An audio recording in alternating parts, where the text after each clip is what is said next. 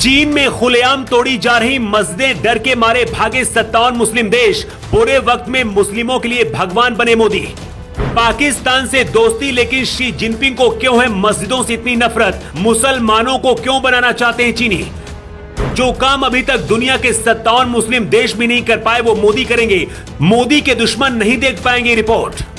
भारत में मोदी को कोसने वाले भी इस खबर को देखकर आज फूट फूट कर रोएंगे। चीन में सेना के जवान हाथों में हथौड़ा लेकर घूम रहे हैं और मस्जिदों को तोड़ा जा रहा है। जो मुस्लिम मस्जिदों को बचाने के लिए पहुंच रहे हैं उन्हें चीन की पुलिस दौड़ा दौड़ा कर सजा दे रही है। लेकिन सबसे ज्यादा दर्दनाक और हैरान करने वाली बात यह है कि तुर्की और पाकिस्तान जैसे देशों ने भी अपनी आंख पर पट्टी बांध ली है। भारत के खिलाफ जहर उगलने वाले 57 मुस्लिम देश भी चीन की तस्वीर देखकर भाग खड़े हुए हैं। जब पूरी दुनिया ने साथ छोड़ दिया, ऐसे वक्त में भारत चीन के मुस्लिमों पर हो रहे अत्याचार पर बहुत बड़ा कदम उठाने जा रहा है। चीन अपने यहाँ सभी पुरानी मस्जिदों को क्यों खत्म करना चाहता है? आखिर शी जिनपिंग को मस्जिदों के गुम्बद और मीनारों से इतनी ज्यादा नफरत क्यों है? और कट्टर मुस्लिम देश भी क्यों शांत हैं? जानकर आपको बहुत ज्यादा अफसोस होगा। चीन अपने यहाँ मुसलमानों को दाढ़ी नहीं रखने देता है, रोजा भी नहीं रखने देता है और न ही सड़कों पर नमाज पढ़ने देता है। यहाँ तक कि मुस्लिम महिलाओं को चीन के अंदर बुर्का पहनने तक की भी आजादी नहीं है। सोचिए, अगर ऐसा किसी और देश में हुआ होता तो मुस्लिम देश अब तक सड़कों पर आ गए होते। उइगर मुसलमानों को तो चीन जीने और रहने का भी अधिकार नहीं देता है।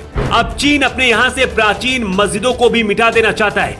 दावा किया जा रहा है कि अब तक चीन हजारों मस्जिदों को तोड़ चुका है और अब दक्षिण पश्चिम चीन की सबसे पुरानी मस्जिद की गुम्बद और मीनारों को तोड़ रहा है। बताया जा रहा है कि ये प्राचीन मस्जिद 13वीं सदी में बनी थी। इस मस्जिद को बचाने के लिए जब मुस्लिम लोग पहुंचे तो उन्हें सड़क पर ही चीन की पुलिस ने मार मार कर भगा दिया।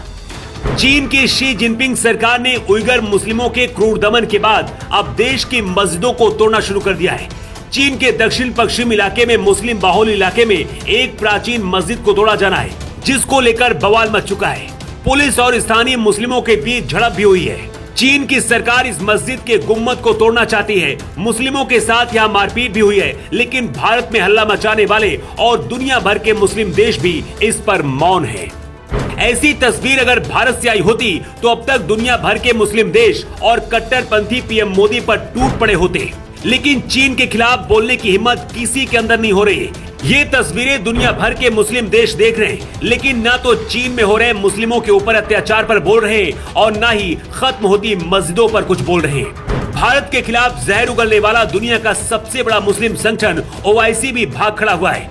कतर, तुर्की और पाकिस्तान जैसे छाती पीटने वाले देश भी मौन है और तमाशा देख रहे हैं। पिछले साल सितंबर में संयुक्त राष्ट्र की एक रिपोर्ट में बहुत बड़ा खुलासा हुआ था।